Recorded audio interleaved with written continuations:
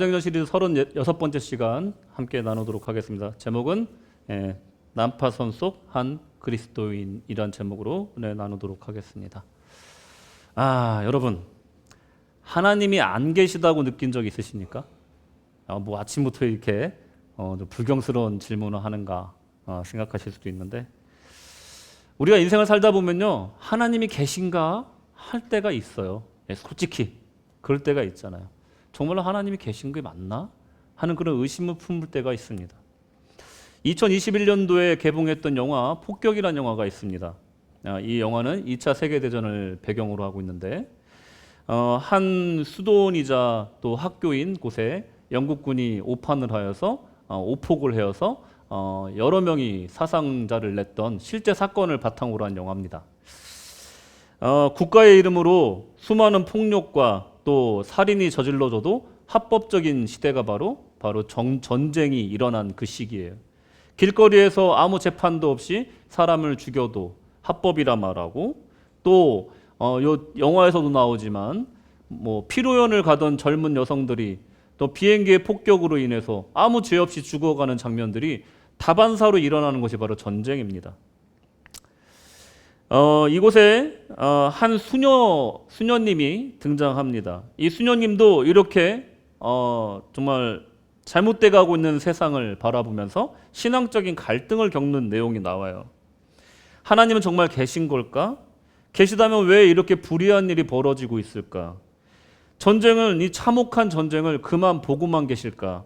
하고 기도하면서 갈등하는 내용이 나옵니다. 그 수녀님은 어린 아이들에게 가르치면서 수업 시간에 이런 얘기를 들려줍니다. 얘들아, 하나님이 안 계시다고 느낀 적 있니? 하나님이 안 계시다고 느낀 이유를 알려줄게. 한번 책상에서 연필을 떨어뜨려봐. 그러고 주워봐. 너네가 이 연필을 줍는 동안에 한 3초 정도 흘렀을 거야. 그때 너희는 나를 보지 못했어. 하나님도 전능하신 하나님이시지만 잠깐 딴 눈을 파는 때가 있단다. 그게 너희에게는 3초이지만 하나님에게 3초일 때 우리에게는 3년이 될 수도 있고 30년이 될 수도 있기 때문에 그때 하나님이 없다라고 느끼는 거야. 이렇게 아이들에게 설명하는 것을 봤습니다. 그 수녀님의 말의 요약은 뭐냐면, 하나님은 전능하시지만 종종 딴 눈을 파실 때가 있다라는 얘기였습니다. 마치 연필을 떨어뜨리고 줍는 그 잠깐의 시간이 우리에게는 엄청나게 길게 느껴진다는 거예요. 여러분, 이 수녀님의 말에 동의하십니까? 우리 인생에는 연필을 줍기 위해서 잠시 하나님이 딴 눈을 파실 그런 시기처럼 보이는 시기가 있습니다. 사랑하는 사람이 병으로 돌아가신다거나, 아니면 잘 되던 사업이 망가진다거나, 아니면 잘 되던 인생이 어딘가 어긋나 버리는 그 시점에 정말로 상상도 못했던 고난을 당하게 됐을 때 사람들은 그때 하나님의 계심을 의심하게 됩니다. 특히 인생에 있어서 유라굴라 같은 폭풍을 만날 때 더욱더 그 시간은 길게 느껴집니다. 그때 우리를 절망으로 이끌어 갑니다. 또한 난파선 같은 세상에서 한 명의 크리스찬으로 살아갈 때 지혜롭게, 정의롭게, 용기 있게 처신하기란 참 어렵습니다. 하나님은 오늘 본문 속 바울을 통해서 그 해답을 알려주시고자 합니다.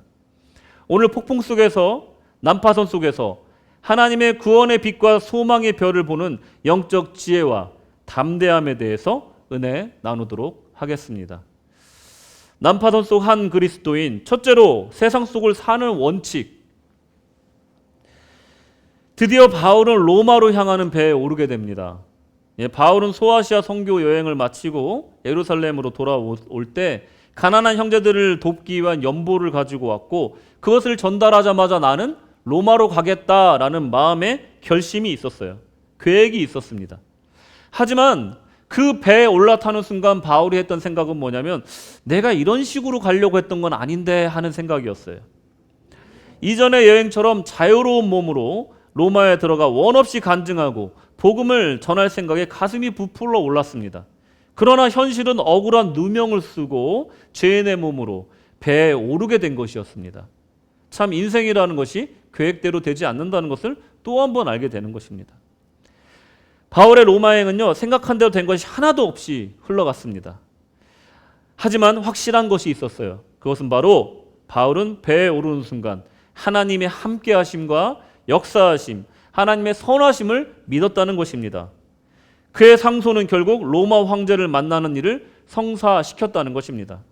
그래서 바울은 로마로 가는 것이 그 배에 기꺼이 오를 수 있던 마음이었던 것입니다. 32절, 이에 아그리빠가 베스도에게 이르되 이 사람이 만일 가이사에게 상소하지 아니하였더라면 석방될 수 있을 뻔하였다 하니라. 아멘. 아그리빠 왕도 만약에 바울이 지난 시간에 우리가 같이 살펴봤듯이 최종 변론을 자기의 무죄를 주장하는 데 사용하였더라면 석방되었을 뻔했다 하고 아그리빠 왕조차도 인정하는 것이었어요. 근데 바울은 복음 전파를 선택했던 겁니다. 그리고 로마 황제를 만나러 가겠다, 가이사를 만나러 가겠다 상소했던 겁니다. 참 세상 사람으로서는 이해할 수 없는 상황이었던 거죠. 무죄 석방을 마다하고 기꺼이 죄인을 호송하는 배를 타는 것을 거부하지 않았다. 배에 올라탔다라는 것입니다. 바울이 오른 배에는 각양각색의 군상들이 모여 있었습니다. 먼저 다양한 죄명을 가진 죄수들이 있었습니다. 그리고 선원과 선장, 그리고 선주들이 있었습니다. 그리고 군인들과 그들을 통솔하는 백부장 율리오가 있었습니다. 그야말로 다양한 사람들이 있었죠. 그리고 그 배에는요, 바울과 사도행전의 저자인 누가가 있었고요. 그리고 바울을 돕던 성도인 아리스다고도 있었습니다. 그러니까 이 배에는요, 그야말로 다양한 사람들과 그리스도인들이 같이 타고 있었던 거예요. 이 배는 해안가 도시를 두루 다니며 사람과 화물을 나르는 여객선이자 화물선이었습니다. 다양한 목적지와 다양한 목적을 가지고 있는 사람들이 모여있는 이 배, 여러분 한번 생각해 보세요. 마치 우리네 인생을 압축해 놓은 것과도 같다라고 생각이 듭니다. 그리스도인은요, 이렇게 세상 사람들과 한 배를 타고 항해를 하는 존재입니다. 우리는 세상 속에 아주 밀접하면서도 또 세상과 동떨어진 존재로서 우리는 살아갑니다. 우리의 발은 비록 땅을 딛고 있지만 우리의 눈과 마음은 하늘을 보며 살아간다는 존재의 의식을 우리는 항상 갖고 있어야 된다는 겁니다. 그리스도인들과 세상 사람들은 같으면서도 다르고 다르면서도 같은 존재라는 것입니다. 그 와중에 우리가 기억해야 될 세 가지가 있는데 그것은 바로 세상을 사는 원칙, 그것을 따라가면서 살아가는 것을 하나님께서 원하신다는 겁니다. 첫째로 세상 사람들과 동고동락해야 된다는 것입니다. 이 세상에 살아가는 그리스도인들은 자이든 타이든 세상 사람들과 살아가야 합니다. 그리스도인이라면 기왕이면 그들과 동고동락하기를 기꺼워해야 된다는 거예요. 이것이 세상 속에 살아가는 기독교인의 삶의 첫 번째 원칙이라는 겁니다. 동고동락해야 된다는 것. 어떤 사람이 바울처럼 죄인 아닌 죄인의 모습으로 온갖 흉악한 죄악을 지은 지혜인들과 한 배에 어쩔 수 없이 탔다면 아마도 대부분의 사람들은 이렇게 말했을 겁니다. 나는 저들과 달라. 나는 죄를 짓지 않았고 그저 상고하고 또 로마 법정에 가는 중이야. 저 흉악한 죄인들과 나는 정말로 다른 사람이야 라고 얘기했을 겁니다. 그리고 그 사람들은 함께 항해하는 내내 구분짓고 반목하였을 것입니다. 여러분, 그도 그럴 법한 것이 이 죄인들은 어떤 사람이었냐면 대부분 흉악죄인이었다라고 역사에는 기록이 되어 있어요. 왜냐하면 로마로 호송하는 죄인들은 대부분 그 원형 경기장에서 사형에 처하기 위해서 쇼를 위한 목적으로 그들을 각 지역에서 로마 정부에서 요구한 그런 죄인이었다라고 기록이 되어 있어요. 뭡니까? 굶주린 사자의 밥으로 또 군중들의 놀잇감으로 그 사람들을 그 앞에서 사형하기 위해 로마로 데려가고 있는 중이었다는 거예요. 그러니 죄가 얼마나 흉악한 죄를 지었길래 그런 사형에 해당하는 형벌을 받게 됐겠습니까? 그러니까 어떻게 보면 일반적인 사람이 볼 때는 이 흉악 범죄를 지은 사람들하고 나하고는 전혀 다른 사람이야 라고 생각하는 것은 당연하다는 겁니다. 그런데요, 그리스도인들은요, 잊지 말아야 될 것이 있어요. 그것은 뭐냐면 올챙이적 시절을 잊으면 안 됩니다. 맞죠? 우리도 예수 믿기 전에는 우리도 올챙이였다는 거예요. 예수를 믿은 우리는 지금 또 죄를 짓습니다. 우리도 저들과 같은 성정을 가진 사람들이라는 거예요. 단지 우리는 하나님의 자녀로 신분이 변했을 뿐이고 우리의 삶의 방향을 돌렸다는 이 회개의 열매를 맺고 있다는 것 밖에는 그들과 다른 것이 없다는 것을 기억해야 된다는 거예요. 올챙이적을 기억해야 된다는 거예요. 내가 예수 믿었다고 해서 나 거룩하다 하면서 사람들과 또 척지고 살고 또 그리스도인이다 하면서 그들과 어울리지 않고 사는 것은 하나님의 뜻이 아니라는 것입니다. 누구든지 주의 이름을 부르는 사람은 구원을 받을 줄로 믿습니다. 아멘. 세상 사람들과 어울려 사는 것은 쉬운 일이 아닙니다. 때론 불의한 사람들도 있고요. 때로는요, 굉장히 이기적인 사람을 만날 수도 있습니다. 그리고 억울한 일을 당할 때도 있습니다. 하지만 예수님은 그럴 때 그들과 싸우지 말고 이렇게 하라고 말씀하십니다. 마태복음 5장 40절. 또 너를 고발하여 속옷을 가지고자 하는 자에게 겉옷까지도 가지게 하며 또 누구든지 너로 억지로 오리를 가게 하거든 그 사람과 심리를 동행하고. 세상을 살다 보면요, 누군가가 억울하게 나를 고발할 때가 있어요. 그래서 나의 것을 뺏어가려고 할 때가 있습니다. 그럴 때 화내지 말고 줘라. 나눠줘라. 그리고 또 누군가가 나에게 억지로 이거 좀 같이 가줘 할 때 오리를 가달라고 하면 심리까지도 같이 가주어라. 이것은 일이 잘 되고 안 되고 불의하고 의로운 것을 말하는 것이 아니에요. 그 심령을 감화시켜서 예수께로 인도하는 방법에 대한 이야기를 하고 있는 겁니다. 세상 사람과 그리스도인들이 함께 동거동락하는 방법에 대한 삶의 원칙을 얘기하고 있는 거예요. 분을 내기보다는 기꺼이 그들과 섞여 동거동락하라는 거예요. 교회 다닌다고 혼자만 거룩하다고 하면서 사는 것은 진정한 주님의 뜻이 아니라고 말씀드렸습니다. 일의 진행과 결과보다는 그 영혼을 감화시키는 방식으로 살아가라. 지금 예수님께서 말씀하시는 겁니다. 영혼을 사랑하는 마음으로 좀 불편하더라도 심리 가주라는 거예요. 아깝더라도 조금 더 나눠주라는 거예요. 그게 바로 그리스도인들이 조금 손해보더라도 세상 사람들과 동거동락하는 방법입니다. 이렇지 않으면요, 세상 억울해서 살 수가 없습니다. 내가 예수 믿은 것 말고는 잘못한 게 없는데 맨날 손해보고 살아야 되는 거예요. 맨날 내가 양보하고 살아야 되는 거예요. 이거 억울하게 생각하면요, 여러분, 그리스도인으로 살기가 너무 힘듭니다. 근데 이것을 그 영혼을 구하는 목적으로 내가 희생한다, 내가 좀 양보한다, 마음 먹고 기쁘게 기꺼이 한다면 이것은 정말 주님이 주시는 큰 은혜가 될 줄로 믿습니다. 두 번째로, 이 첫 번째 원칙은 동거동락하라였고, 두 번째 원칙은 풍랑에 맞서 싸울 때 함께 싸우라는 거예요. 함께. 세상이 어찌 됐건 나는 속세를 떠나서 신앙생활한다, 이게 아니고 세상이 어렵고 불의한 곳으로 가고 있고 억울한 사람이 있으면 그들과 함께 그와 함께 서서 같이 싸워주라는 거예요. 누가복음부터 사도행전까지 누가의 이 기록을 보면요, 이 성사적인 특징이 등장합니다. 그것을 간략하게 말씀드리면 위 섹션이라고 불러요. 위 섹션. 자, 18절에 보시면 우리가 풍랑으로 심히 애쓰다가 이튿날 사공들이 짐을 바다에 풀어버리고, 여기서 우리가 나오잖아요. 이 우리에는요, 누가가 속해 있는 거예요. 그러니까 누가는요, 관찰자가 아닌 거예요. 누가는요, 그 관찰자가 아니라 실질적으로 폭풍 앞에서 다른 사람들과 함께 힘을 합쳐서 끈을 당기고 또 같이 뭘 묶고 그리고 붙들고 같이 손을 잡고 그 폭풍을 이겨내는 과정 가운데 관찰자가 아닌 실제로 함께했던 사람이었다는 것을 나타내는 것이에요. 위 섹션이라는 거 바로 이거예요. 우리 섹션. 그걸 말하는 겁니다. 그러니까 누가의 저서에는 항상 이 위 섹션이 등장합니다. 오늘 본문에는요, 1절부터 18절까지가 위 섹션이에요. 누가가 우리가 뭐 했는데 그 얘기를 계속하고 있는 거예요. 우리는 하루에도 수만 가지의 사회적 국가적 혜택을 누리고 살고 있습니다. 여러분 그거 아십니까? 개인이 어떻게 잘 닦인 길을 만들겠습니까? 저 버우드로드 하나 닦는데 혼자서 만약에 저 길을 만든다고 그러면 몇 년이 걸릴지 모릅니다. 거기에 아스팔트를 깐다고 한다면 혼자서 한다고 하면 저걸 누가 깔 수 있겠습니까? 근데 우리는 깔려져 있는 도로를 아주 편안하게 잘 운전하고 다니고 있습니다. 병을 고쳐주는 병원과 밸브만 열면 나오는 온수와 냉수, 사실은 내가 내는 세금과 사용료보다 훨씬 많은 비용과 노동력을 들여서 구축된 공공재라는 거예요. 나는 합당한 돈을 내었고 합당한 세금을 내었으니 충분히 나는 누릴 권리가 있어 라고 말할 수 있겠지만, 생각해 보십시오.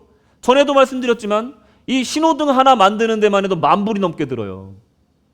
개인이 뭐 하려고 신호등을 만들겠습니까? 근데 나라에서 모든 사람의 세금을 모아서 공공재로서 신호등을 만들어주니 우리는 안전하게 운전하고 다닐 수가 있는 겁니다. 그러니 우리가 내는 것보다, 우리가 지불하는 것보다 더 많은 혜택을 누리고 있는 것만은 분명하다라는 겁니다. 내 시간과 내 노력으로 우리도 모르는 사이에 서로를 의지하면서 살아가고 있다는 것을 우리가 잊으면 안 된다는 거예요. 나는 내 이웃들을 위해, 내 이웃들은 나를 위해 헌신하고 있다는 것입니다. 우리는 그리스도인입니다. 그와 동시에 한 사회를 이루는 구성원이라는 것을 잊지 말아야 됩니다. 이 사실을 잊지 말아야 되는 것은 우리가 그리스도인이기 때문에 더욱 그렇다는 겁니다. 아이들을 가르칠 때도 항상 나 잘 되는 것, 내가 커서 뭐 잘 되는 것, 그것만 가르치지 말고 내가 이 사회를 위해서 어떤 봉헌을 할 것인가, 그것을 항상 생각할 수 있도록 아이들을 잘 인도해 줘야 된다는 것입니다. 특히 그리스도인들은 그 삶에 위 섹션이 있어야 돼요. 항상 미 섹션만 있는 것이 아니라 위 섹션이 분명히 있어야 된다는 겁니다. 나만을 위한 신앙, 나만을 위한 삶, 그것만 있는 사람에게 하나님의 축복과 하나님의 뜻을 따른다라고 말할 수가 없는 것입니다. 여러분 생각해 보세요. 이런 단어가 있다고 생각해 보세요. 자기만 아는 어른. 어감이 어떠세요? 이런 문장은 참 맞지 않는 개념이잖아요. 자기만 아는 어른. 자, 같은 선상에서 탐욕스러운 목회자, 맞는 말입니까? 이기적인 그리스도인, 이 또한도 맞지 않는 말이라는 거예요. 이와 똑같은 개념으로서 우리 그리스도인들은 그 삶에 위 섹션이 있어야 된다는 것입니다. 세상 사람들과 함께 호흡하고 더 좋은 의로운 사회를 만들기 위해서 그리스도인들이 앞장서야 된다는 것을 얘기하는 거예요. 동고동락하고 또 어려움이 있으면 우리는 함께 싸워야 된다는 겁니다. 함께 의지하고 서로를 도와야 되는 그 삶 속에 그리스도인들이 있어야 된다는 겁니다. 바울이 로마에 가려고 했던 그 마음도 바로 그런 마음이었다는 겁니다. 왜 바울은 그렇게도 로마에 가려고 했을까?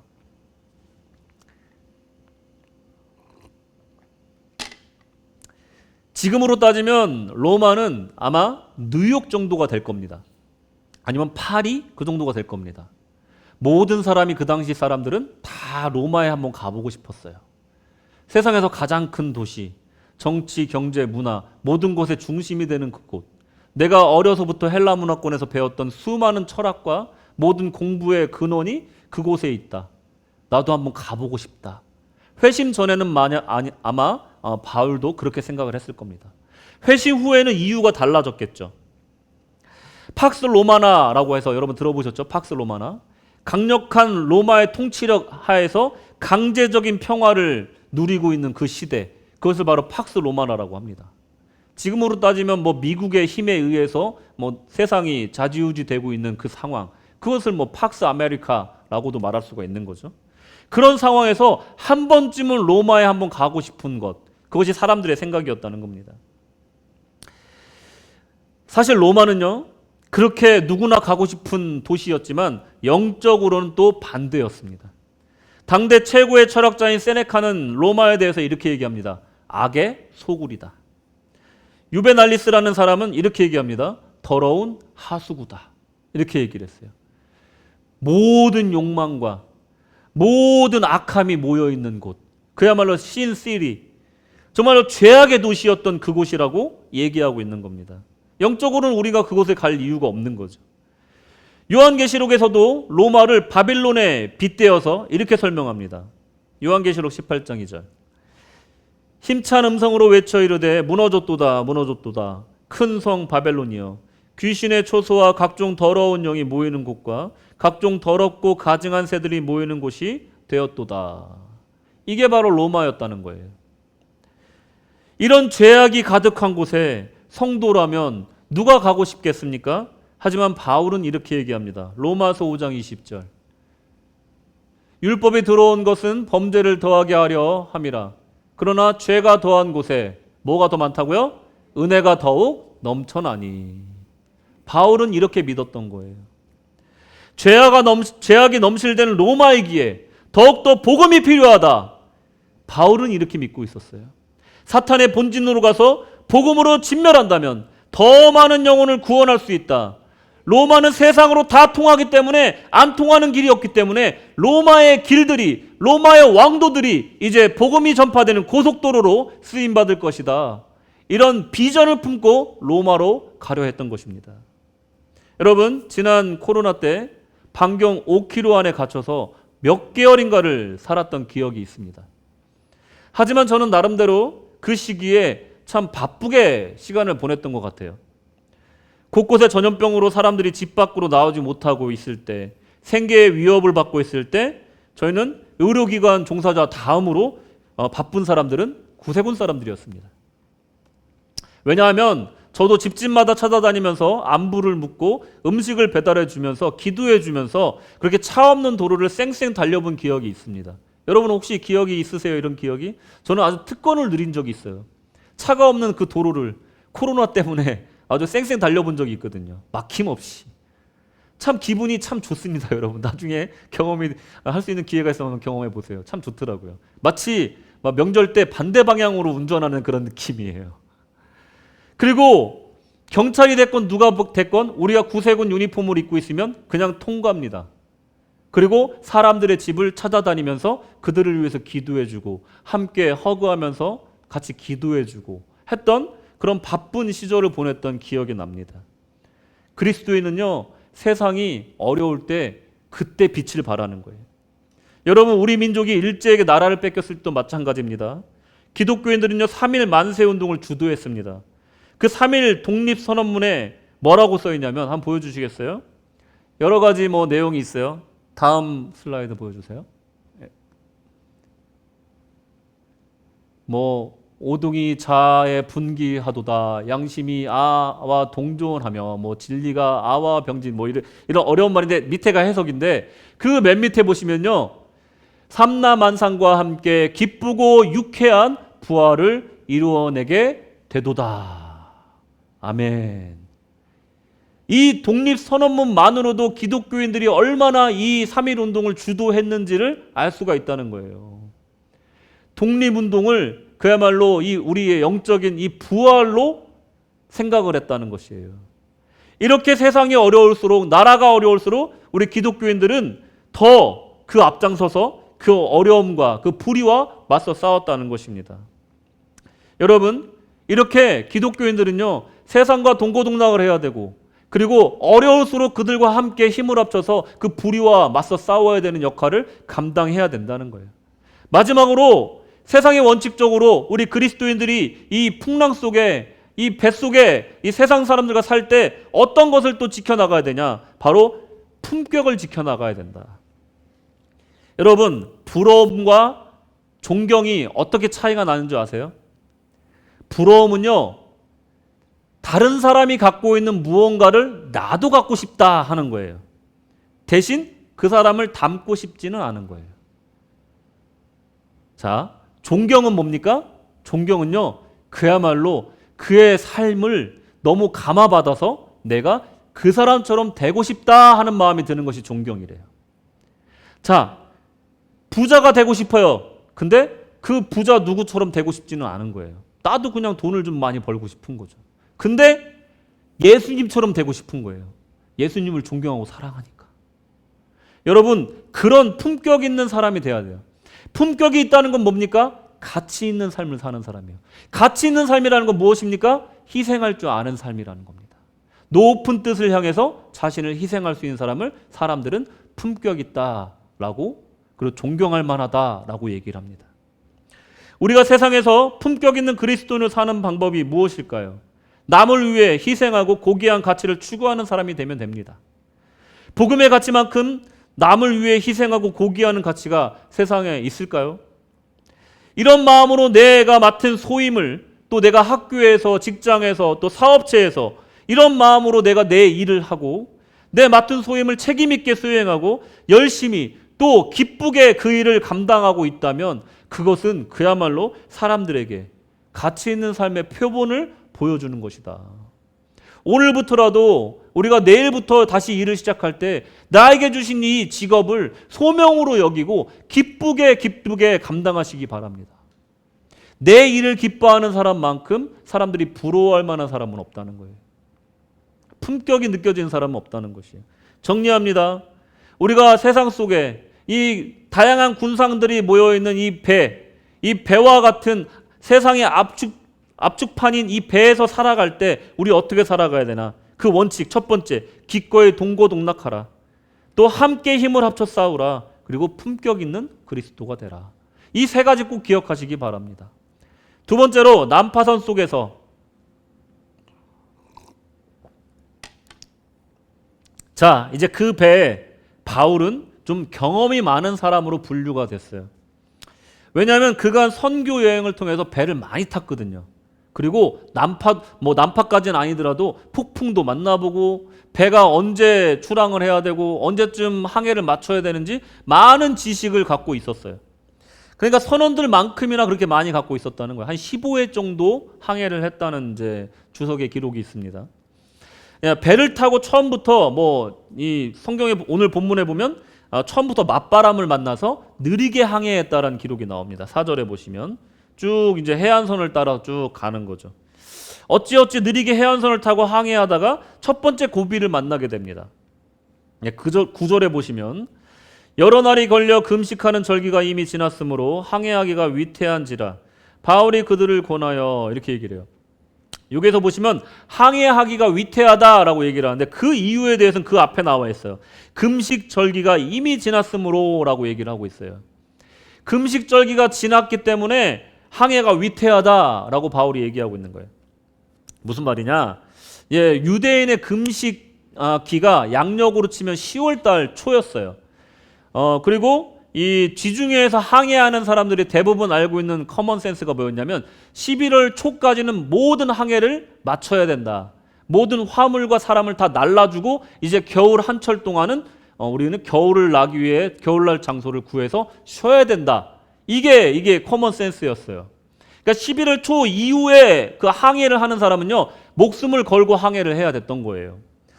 기록에 의하면 주 59년 10월 5일 정도 되는 날에 출항했다라는 기록이 있습니다.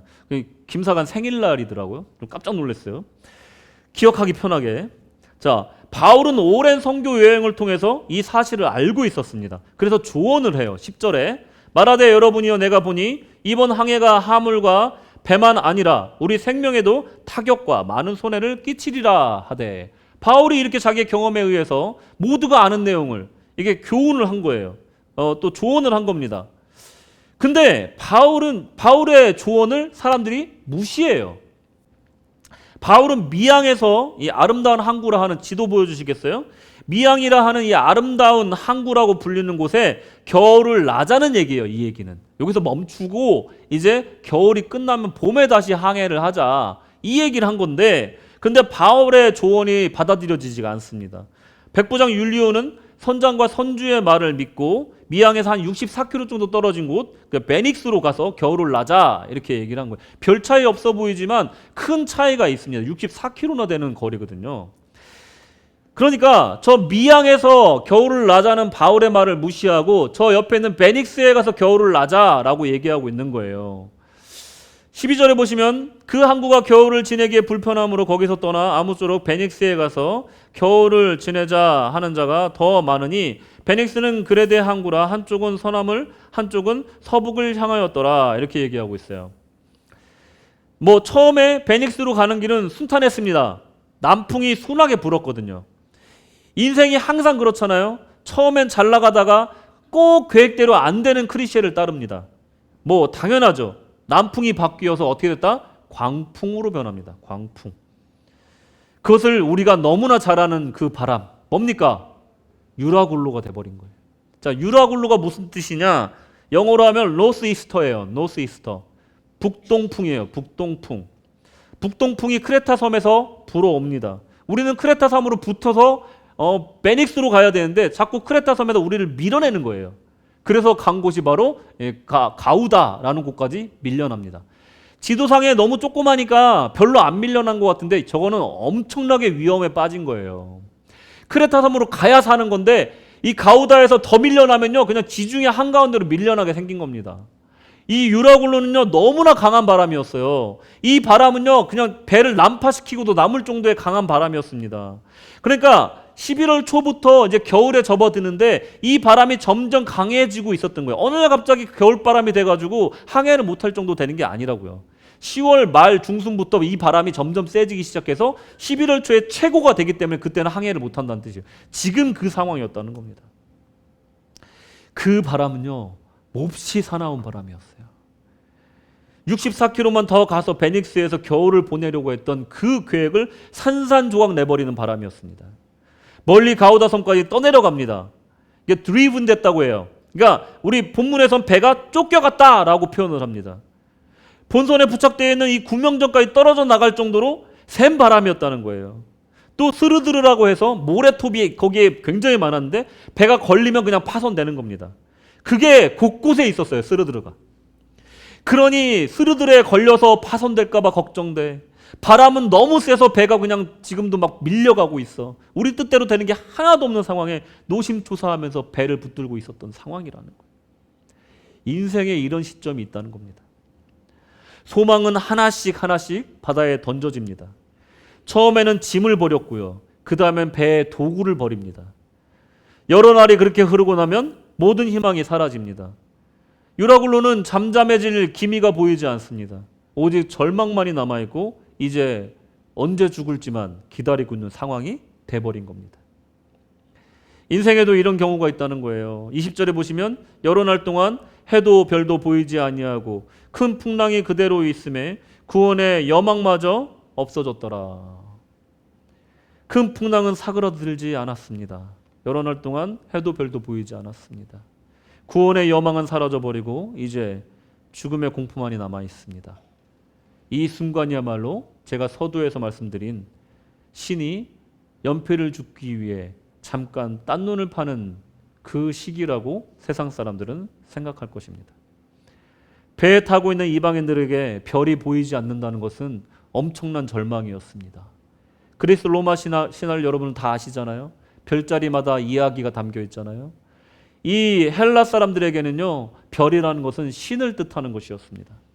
그들에게 별이 보이지 않고 해가 보이지 않는다는 것은 그야말로 절망이었던 겁니다. 우리 인생에서 이렇게 하나님이 없는 것 같은 순간에 우리는 어떻게 해야 합니까? 모든 절망이 나를 엄습하고 죽음의 공포가 나를 누를 때 그때 그 배에는 한 명의 그리스도인이 있었습니다. 그 사람은 바로 바울이었습니다. 바울이 난파되어 가는 그 배에서 보여준 그리스도의 모습은 세 가지로 정리할 수가 있습니다. 첫째로 안심시켰습니다. 소망을 주었다는 겁니다. 22절에 내가 너희를 권하노니 이제는 안심하라. 너희 중 아무도 생명에는 아무런 손상이 없겠고 오직 배뿐이리라. 아멘. 소망이 없는 곳에 빛도 없는 곳에 그곳에 소망을 품고 사람들을 안심시키고 있는 겁니다. 바울은 확신이 있는 어조로 그 공포에 질린 사람에게 안심을 시킵니다. 그리고 죽지 않을 것이라는 소망을 줍니다. 두 번째로 배를 버리지 말고 함께 하라라고 조언합니다. 30절에 사공들이 도망하고자 하여 이 물에서 닻을 내리는 채 하고 거룻배를 바다에 내려 놓거늘. 이게 무슨 말이냐면요. 시간이 좀 지났어요. 장대를 꽂아보니까 물의 높이가 좀 낮아진 거예요. 좀 괜찮아진 거예요. 바람은 불어도. 그러니까 사공들이 거룻배라는 것은 구명정이거든요. 구명정을 닻을 내리는 척하면서 구명정을 내려서 도망가려고 했던 거예요. 자기들만 살려고. 그 모습을 보고 바울이 얘기한 거예요. 우리 다 같이 있어야 된다. 하나님의 뜻이 우리 다 같이 살리시길 원한다. 276명 모두 살리기를 원하신다. 그러니 함께 있자 라고 얘기하고 있는 겁니다. 31절 바울이 백부장과 군인들에게 이르되 이 사람들이 배에 있지 아니하면 너희가 구원을 얻지 못하리라 하니 나만 살겠다 하는 그 마음을 버려라. 우리 같이 살자 하는 마음으로 이 시간 같이 기도하자. 바울이 그 배에서 했던 리더십이었던 거예요. 세 번째, 떡을 떼어 축사함. 35절 떡을 가져다가 모든 사람 앞에서 하나님께 축사하고 떼어 먹기를 시작하매. 그리고요, 나머지 음식은 다 버립니다. 떡을 뗀 후에 나머지 음식은 다 버려요. 무슨 말입니까? 이것은 먹기 위해 먹은 게 아니에요. 예배하기 위해서 먹었던 거예요. 그러니 자, 오늘 이 마지막 최후의 만찬을 우리 떼어 먹고 하나님께 모든 것 맡기자. 정말 결사의 의지를 보여주는 예배였다라는 거예요. 자, 이 세 가지 기준으로 한번 봅시다. 세상은요, 난파선과 같습니다. 떠내려가고 있어요. 불의한 곳으로 부서져 가고 있습니다. 그곳에 세상 사람들만 타고 있는 것이 아니에요. 우리와 같은 그리스도인들도 타고 있다라는 겁니다. 그럴 때 우리는 어떻게 해야 되냐? 소망을 줘야 된다는 겁니다. 하나님이 너희들의 생명을 구하실 것이다. 두려워하지 말라. 소망을 줘야 된다는 거예요. 두 번째로 뭡니까? 리더십을 발휘해야 돼요. 나만 살겠다고 이기적인 행동을 하는 것이 아니라, 나만 살겠다고 배에서 뛰어내리는 것이 아니라, 우리 다 같이 살자. 하나님이 우리를 살리실 것이다. 그들과 함께 손을 잡고 기도할 수 있는, 믿지 않는 자들을 품에 안고 같이 기도해 줄 수 있는 그런 영적 리더십을 발휘해야 된다는 거예요. 세 번째로 그들과 함께 하늘을 향하여 떡을 떼고 축사하며 예배드리는 성도가 되어야 될 줄로 믿습니다. 이게 바로 무너져가는 난파선 속에서 그리스도인들이 해야 될 일이라는 겁니다. 너는 내 편 아니야. 너는 그리스도인 아니지. 도와줄 수 없어. 너는 그리스도인이지. 내가 도와줄게. 이렇게 편가르게 하라는 게 아닙니다. 모든 사람을 끌어안고 하나님께로 나아갈 수 있는 것이 그리스도인이 될 수 있어야 된다는 것입니다. 세상은 난파선이라는 거예요. 276명 모두 하나님이 구하시겠다고 약속했다면, 이 모든 인류를 주님께서 구하시기를 원하신다면 그들에게 동등하게 복음을 전파해야 되는 역할이 우리에게 있다는 것을 기억하셔야 된다는 겁니다. 벳사람들은요, 유라굴로를 보고 두려워 떨었습니다. 하지만 난파선 속의 그리스도인인 바울은 유라굴로를 보기보다는 주님을 보았음을 여러분 믿으시기 바랍니다. 27장 23절 24절에 내가 속한 바 곧 내가 섬기는 하나님의 사자가 어젯밤에 내 곁에 서서 말하되 바울아 두려워하지 말라. 내가 가이사 앞에 서야 하겠고 또 하나님께서 너와 함께 항해하는 자를 다 내게 주셨다 하였으니, 바울을 살리실 하나님께서 276명 모두를 바울 때문에 살리시겠다라고 지금 약속하셨다는 것을 바울은 어떻게 알았을까요? 유라굴로 속에서 기도했다는 거예요. 폭풍 속에서 배가 가라앉아 갈 때 그 기둥을 붙잡고 간절하게 하나님께 매어달려 기도했기 때문에 하나님의 뜻을 들을 수 있게 되었다라는 것입니다. 세상이 악합니까? 세상이 혼동됩니까? 세상이 정말 어디로 가는지 모르시겠습니까? 난파선과도 같이 지금 세상이 흔들립니까? 우리 주님 앞에 기도하고 그 음성 들어야 될 줄로 믿습니다. 이것이 바로 우리 기독교인들이 난파선에 타고 있을 때 해야 될 행동들이라는 거예요. 우리는 그런 역할을 지금 부여받았다는 것이에요. 정말 남의 일처럼 바라보면 안 된다는 것입니다. 유라굴로는 이 땅에 속한 것입니다. 하지만 바울은 하나님께 속한 줄로 믿으시기 바랍니다. 결론입니다. 이 세상은 다양한 목적지를 향하는 다양한 군상들이 모여있는 배와도 같은 곳입니다. 우리 그리스도인들은 기꺼이 그 배에 올라야 됩니다. 그리고 기꺼이 그들과 동고동락해야 됩니다. 그리고 그들에게 소망의 바다로 인도해야 됩니다. 그들은 때론 내가 외치는 복음을 듣지 않고 무시할 때도 있습니다. 그래도 우리는 소망을 잃지 않고 우리의 소임을 다해야 됩니다. 이 세상은 유라굴로를 만나 난파선과도 같습니다. 우리 한 명 한 명은 난파선 속의 그리스도인입니다. 절망에 빠진 자들에게 하나님의 소망을 전파하여 안심시켜주고 소망을 주고 이기적인 마음을 내려놓고 함께 살고자 하나님께 기도할 수 있는 영적 리더가 되어야 될 줄로 믿습니다. 그리고 종국에는 그들과 함께 하나님을 찬양하고 예배하는 날을 위해 힘써 전하고 힘써 살아가는 난파선 속의 그리스도인이 되어야 될 줄로 믿습니다. 인생의 유라굴로가 불어와 모든 것을 삼키고 해와 별과 모든 구원의 소망에 사라졌을 때, 하나님이 안 보이는 것 같을 때, 그때를 위해서 하나님은 이 땅에 우리를 남겨두신 것입니다. 하나님이 보이지 않는 사람들은 그리스도인들을 통해서 하나님을 볼 수 있습니다. 같은 그리스도인들도 마찬가지로 다른 그리스도인을 통해서 하나님을 봅니다. 하나님이 없다고 절망하는 그 사람들에게 그리스도인들이 하나님의 밝은 소망의 빛을 반사시키는 광명한 별이 되어야 될 줄로 믿습니다. 이 땅에 하나님의 별로서 하나님의 반사체로서 소망을 주는 삶을 살라고 보내셨음을 기억하시기 바랍니다. 절대로 하나님은 연필을 줍기 위해 딴 눈을 팔거나 사라지지 않으신다는 것을 믿으시기 바랍니다. 항상 그리스도인들과 함께 고난당하는 사람들의 신음소리를 들으며 너희가 가라, 너희가 그들을 구하라 명령하고 계심을 잊지 마시고 그들을 구하기 위하여 난파선에 기꺼이 올라타는 복된 성도님들 되시기를 주님의 이름으로 축원합니다. 아멘.